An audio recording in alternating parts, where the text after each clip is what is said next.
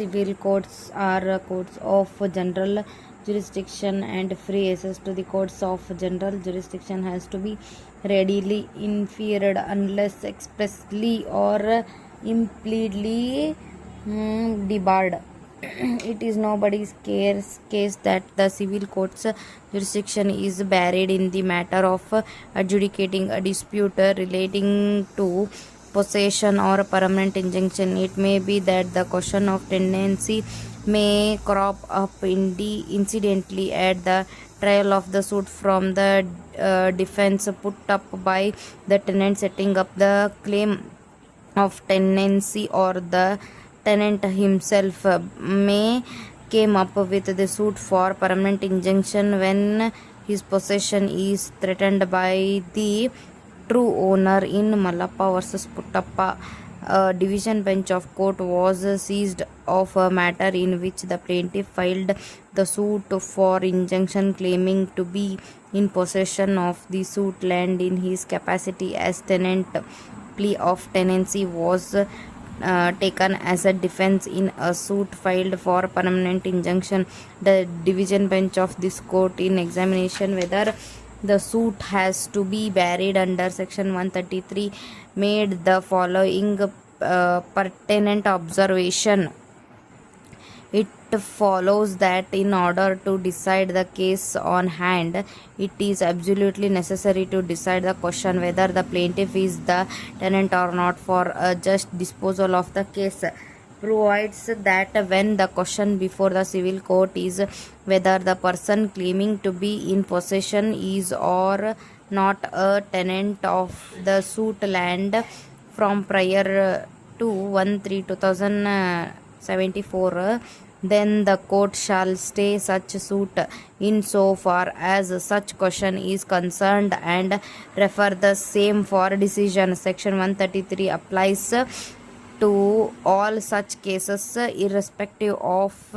the fact that the person who claims to be the tenant is a plaintiff or defendant. This court held that in the suit for injunction, the only issue that arises for decision is whether the plaintiff is in lawful possession of the land in question, and the question whether the plaintiff is the tenant of the suit land would not arise for decision in others, which was disposed on 20th November. The question has been concluded with these observation. For the above reasons, even if any application was filed by the contesting defendants purporting to be under section 77A of the Act, the same could not have been ground for either staying the proceedings in the suit or to outset the jurisdiction of the civil court, merely filing an application in forum number 7A, even if it is frivolous and modified, cannot be grounded for forcing the civil court to stay the proceedings before it. The decision in Supra also relied upon the decision in Thomas Anthony, wherein the apex court, delaying the very same issue, laid down the law under while making a reference to the tribunal mandatory. The legislature cannot be said to have intended that even a patently frivolous, modified and illegal plea of tenancy taken by the party merely to deal the proceedings and to remain in possession of the properties also to be referred to the tribunal. The statutory provision in our considered view in visage a case whether a bona fide and legally sustainable plea of tenancy is taken by the party, that question shall be referred to the tribunal. Such a conclusion can be supported also on the ground that the valuable right of a owner of the land should not be put on hold or kept in abeyance on the merry ascertain by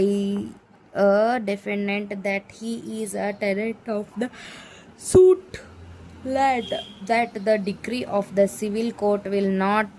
bind the ultimate order of the tribunal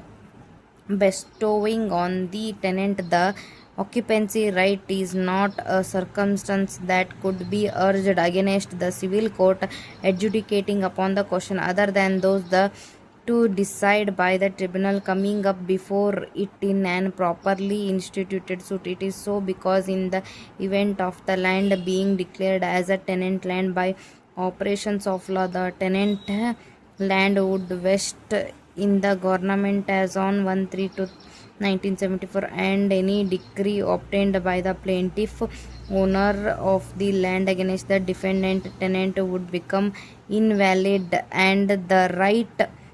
if any that occurred to him under the decree would also get wiped out, and therefore the tenant's interest would not be adversely affected. If the civil court gathers the opinion that the tenancy issue may be decided in favor of the tenant by the tribunal, it could protect the interest of the tenant by appointing a receiver while proceeding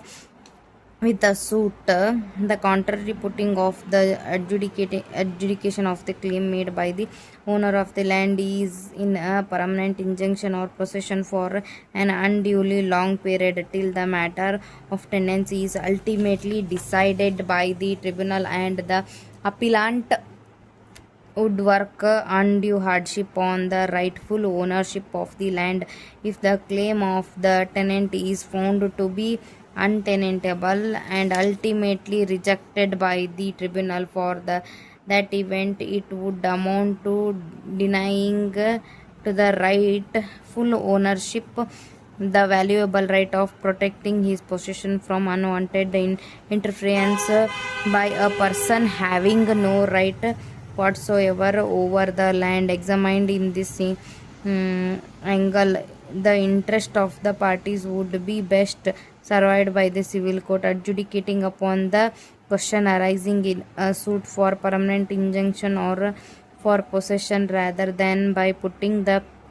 proceedings before the civil court on hold till the finding is reached by the tribunal on the tenancy issue. Matters of tenancy usually pending for so many years that it would not be prudent to uh, condemn the litigants to a situation where both of them could assert right over the suit land, with the court remaining a mute separator unable to resolve it on way or the other because the matter is seized off by the tribunal on the relating question. In the result, I found no merits in this revision and there is accordingly dismissed.